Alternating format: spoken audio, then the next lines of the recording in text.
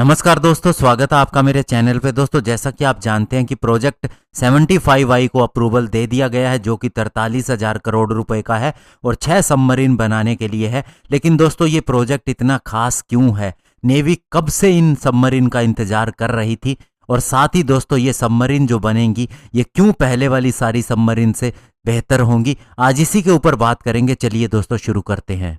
तो दोस्तों, नेवी ने अब राहत की सांस ली है, क्योंकि उसे 21 साल लग गए इस अप्रूवल को लेने के लिए, जो कि दोस्तों प्रोजेक्ट 75I है, जिसके तहत 6 सबमरीन बनाई जानी है और ये मेक इन इंडिया बैनर के अंडर में बनेंगी। ये 43,000 करोड़ रुपए का प्रोजेक्ट है। और दोस्तों, सबसे बड़ी बात यह है कि इसके अंदर जो सबमरीन आएंगी वो cutting edge air independent propulsion system से लैस होंगी। और यही वजह है कि ये 2 हफ्ते तक पानी के अंदर रह सकेंगी। और पहले की ऐसी सबमरीन जो हमारे पास में है वे इतना लंबा समय पानी के अंदर नहीं रह सकती, और इसीलिए ये बहुत ही खास है। दोस्तों, जब कारगिल वार हुआ था तो उसके बाद में 1999 की ये बात है, ये महसूस किया गया कि हमें और ज़्यादा सबमरीन की ज़रूरत है और अंडर वाटर पावर को बढ़ाने की ज़रूरत है। तो उस समय प्राइम मिनिस्टर अटल बिहारी वाजपेयी थे। उन्होंने 30 साल का एक प्लान अप्रूव किया, जिसके अंदर हमें 2030 तक 24 सबमरीन को बनाना था। और उसके बाद में दोस्तों, जब मनमोहन सिंह की सरकार आ गई तो ये सिर्फ कागज़ों पर ही रह गया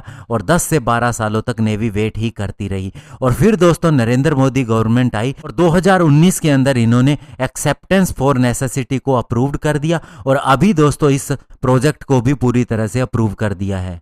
और दोस्तों, ये सबमरीन कैसी होनी थी और कैसी होंगी, तो बता दें, 1999 के प्लान के हिसाब से ये 24 की 24 इलेक्ट्रिसिटी और डीजल से चलनी थी। लेकिन अभी इनके अंदर एक चेंज किया गया है। 6 सबमरीन ऐसी होंगी जो न्यूक्लियर सबमरीन होंगी, यानी कि न्यूक्लियर रिएक्टर से चलेंगी। और इस न्यूक्लियर रिएक्टर के 2 फायदे होंगे। एक तो ये लंबे समय तक पानी के अंदर रह सकेंगी, इन्हें ऊपर आने की ज़रूरत नहीं पड़ेगी। दूसरा, इनकी स्पीड भी बहुत ज़्यादा होगी, यानी कि ये कहीं भी जल्दी पहुंच सकेंगी। और जबकि कन्वेंशनल सबमरीन के अंदर बैटरी को चार्ज करने के लिए ऑक्सीजन भी लेनी पड़ती है, इसीलिए सबमरीन को बार बार ऊपर भी आना पड़ता है। और साथ ही दोस्तों, कन्वेंशनल सबमरीन भी हम बनाएंगे तो उसके अपने फ़ायदे हैं, वे सस्ती होती हैं। साथ ही दोस्तों, उनको मैन्यूवर करने की क्षमता बहुत ज़्यादा होती है, क्योंकि वे साइज के अंदर छोटी होती हैं। और अभी की बात करें करंट की, तो हमारे पास 15 कन्वेंशनल सबमरीन है और 1 न्यूक्लियर सबमरीन है, और 12 उनमें से 25 साल पुरानी है। इसके अलावा स्कॉर्पियन सबमरीन हम बना रहे हैं प्रोजेक्ट 75 के तहत।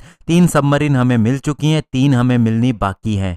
और जो हमारे पास न्यूक्लियर सबमरीन थी INS चक्रा, जो 10 साल के लिए रशिया से लीज पे ली गई थी, ये भी दोस्तों अभी वापस चली गई है। तो हमारे पास केवल अभी INS अरिहंत, जो लोकली बनी न्यूक्लियर पावर्ड और न्यूक्लियर आर्म्ड सबमरीन है, यही रह जाती है। और INS अरिघात भी हमें मिलने वाली है, जो कि लोकली बनी न्यूक्लियर सबमरीन होगी। और 2025 के अंदर हमारे पास INS चक्रा भी आ जाएगी रशिया से ही, जो हमने लीज पर ली है।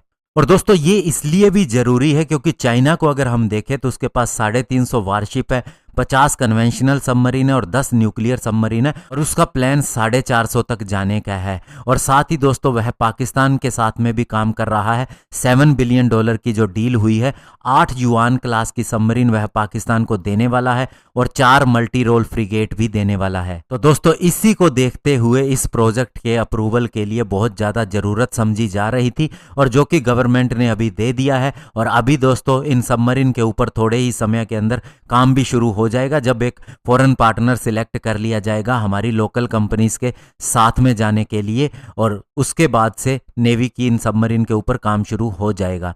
धन्यवाद। जय हिंद।